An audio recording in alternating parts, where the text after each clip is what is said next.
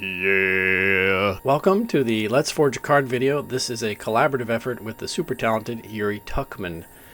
Check out this press. I'm going to tell you more about it in a few minutes, but before that, let's take a look at the very first knife I ever tried to forge on it using this 1-inch W1 round stock.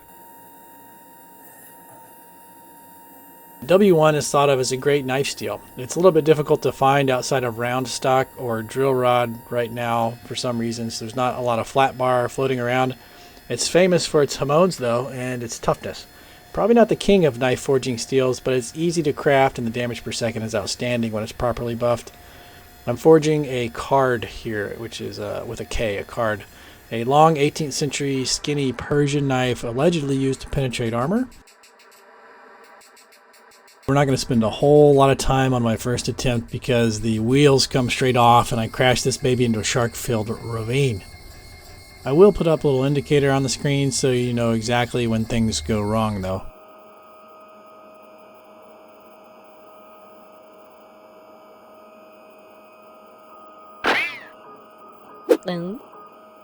So this is a lot like when you tell a 4-year-old not to do something. It becomes the #1 priority on their to-do list. And obviously this isn't going to work. I was not under the illusion that it would, but there's just this siren song with the press. You just take it over there, it's magic, and you can mash stuff, and yeah. So the drawing dies are made to make things longer, not really wider. So, you know, you lengthen the edge primarily, and then it pushes everything back towards the spine in this curvature. You have to hammer things back to straight, and you have lost any ground you gained. You know, it's not magic. You gotta think about what you're doing. Turns out, lesson #1. It's a good lesson. Very good. We've hit the reset button with this 1-inch W1 round bar. Let's give it another go.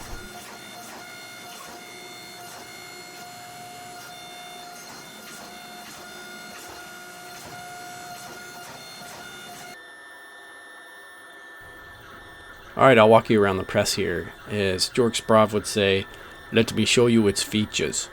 The press is 16 tons. If you type that into Google, you should find the maker pretty quick. It does everything I need it to do. If you have the money, I wouldn't hesitate to get a larger one. But it's expensive. I have to say though, this is not like thrown together jankiness. This thing is rock solid. I had some questions on setup and the customer service was outstanding. It's got a manageable footprint, extremely manageable. The casters really assist in that. I can just wheel it, into a corner, bring it out, move it closer to the forge. It's extremely mobile, so I think that's great for my setup too. It's 220 volts. It comes with the foot pedal and the hand lever. Is it noisy? I would say it's loud enough. I wear earmuffs and I keep the garage door 90% closed when using it just to be safe. It's probably about as loud as a leaf blower.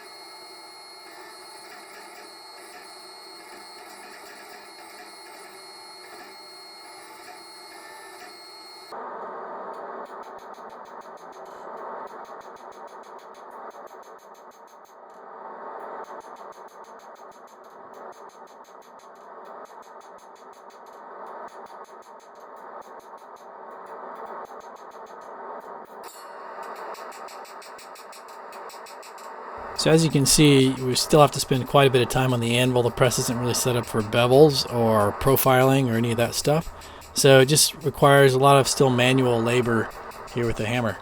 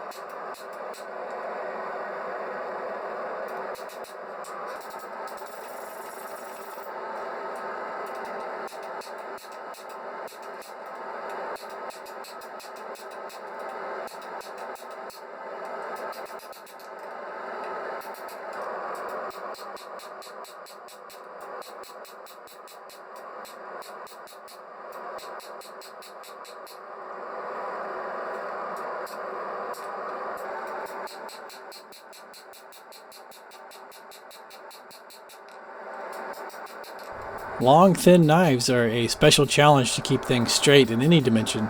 So I'm going to go back to the spine whack technique that I did a few knives ago and get the spine straightened out again.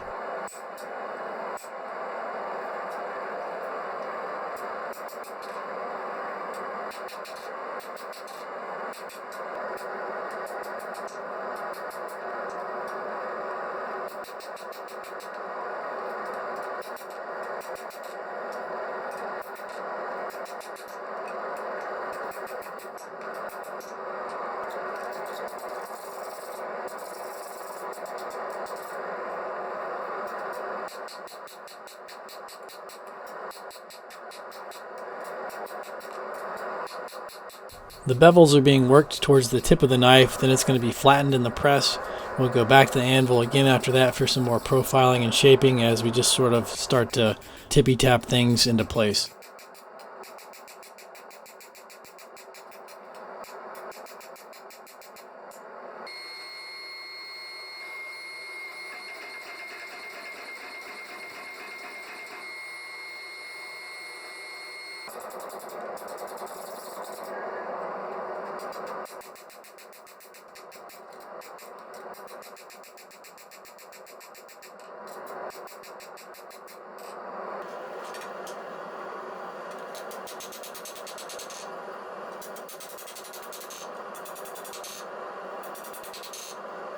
All right, let's have the power hammer talk. Let's just do it.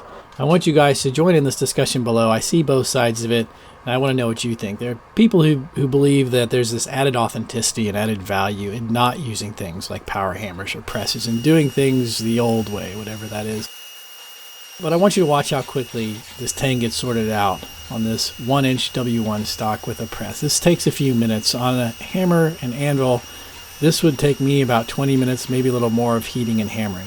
Trust me, as you get older, things wear out quicker, and injuries you thought you laid to rest 3 decades ago come back stronger than ever. So there's sort of this wear and tear point to be made too here, I think. But value and beauty are in the eye of the beholder.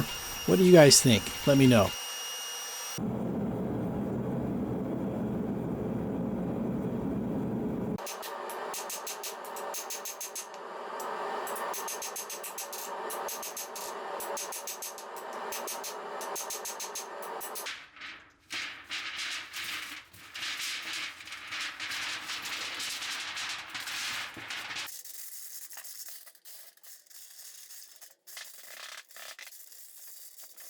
All right, our knife is getting some new duds. We're going to put this stainless steel foil pouch around it, and then it's going to go in the heat treat oven for some thermal cycling.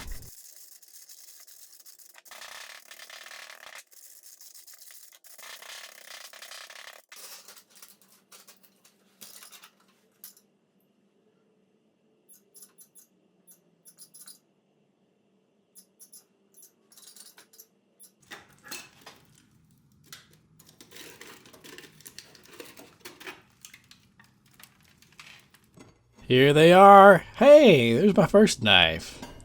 Yeah, let's get out of here.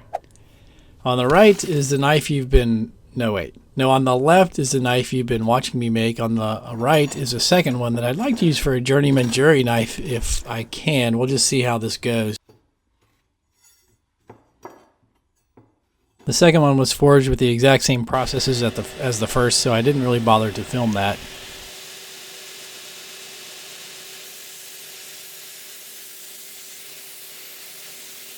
We're going to get this first one cleaned up on the grinder for a bit, then it's going to be spheroidized and taken and put in our carbide jig to file the shoulders in.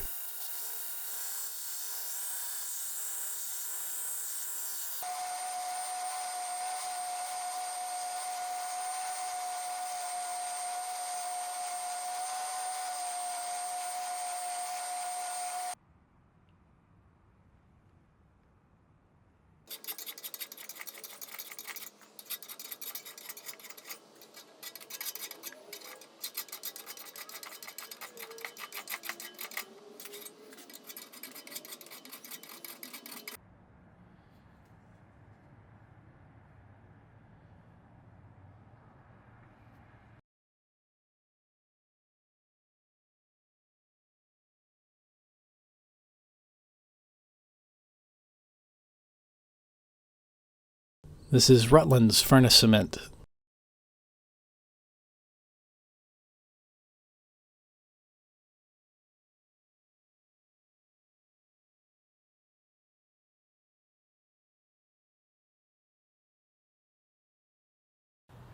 Alright, now this wonky setup bears some explaining here. I don't have enough Parks 50 oil to fill my tank high enough to quench this extra long knife at the angle it needs to, because it doesn't fit in the quench tank naturally. So I've set my quench tank up on an angle and put some bricks in there to take up the space and raise the oil level, and this is just crazy. So I really just need to go ahead and build a vertical quench tank with some depth to it, and, you know, where's the fire extinguisher?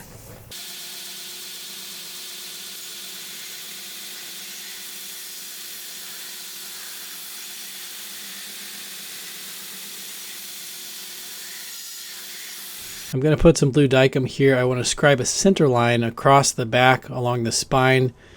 So I've marked the center of the bolster area on the spine, and then I'm going to mark the tip. I'm going to sort of mark something in the middle there on the tip, and I'm going to set it on the flat countertop and make it so that the center of the tip and the center of the bolster, those two areas that I marked, are exactly the same height. And I'll use some feeler gauges here to prop up the tip to make that happen, and then I just draw a straight line between them. I scribe a straight line between them. As far as I know, that's the best way for me to get a straight line down the middle of something like this. And then I'll just sort of go side to side and make sure there's the same amount of material on each side of that line. And actually, when I have that established, if I flip it over and look down the cutting edge, I could definitely scribe that too.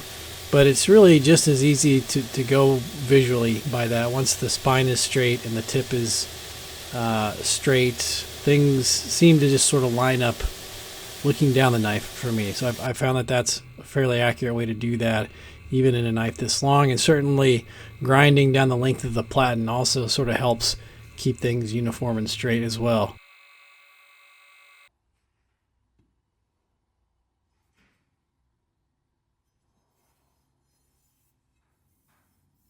As I've worked my way up in grit, I've picked up on a problem here. It's sort of hard to see, so I'm going to etch it, and I think it'll show up a little better. Yeah, there's a crack. I don't know when that happened. I've handled the knife a lot at this point. I never noticed it before. You know, this did get a 400-degree temper after the heat treat, but maybe that's when it happened. It was just small, and I never noticed it. So, on to knife number 2. This is what happens with knife number 1. It just becomes a little kitchen knife with a nice little hamon on it. It's the razor sharp paper towel test. Now, there's nothing special about cutting a paper towel that I know of. It just happened to be the only piece of paper I had laying around. Knife number 2. We've got to play a little bit of catch up here, but that's not a problem. We'll just get the shoulders filed in, get it cleaned up, heat treated, and we're back on track.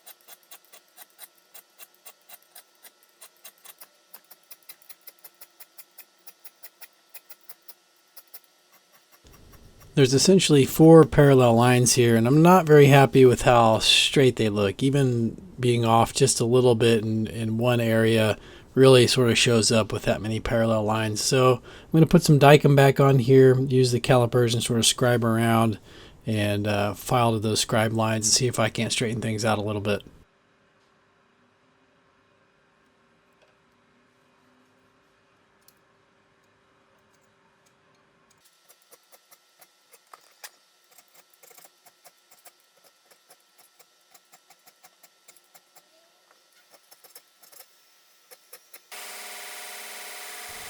Much better, but still not quite perfect. So I'm just going to soften lines up on the Scotch-Brite here and see if that'll give us the look we need.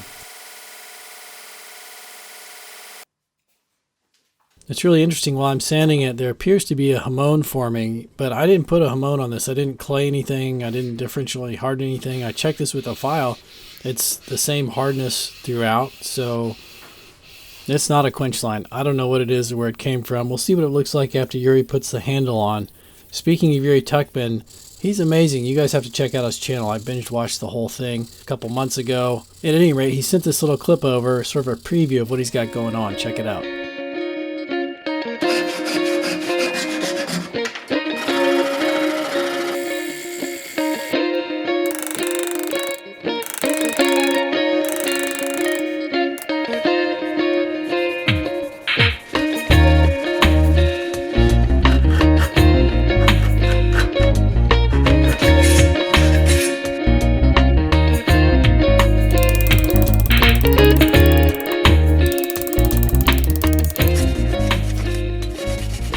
I haven't seen the final knife, so I'm going to head over to his channel now and look at that video. You guys go check it out too. You're going to love his stuff. Don't forget the charity auction. Have a good one. Be cool. I'll see you next time.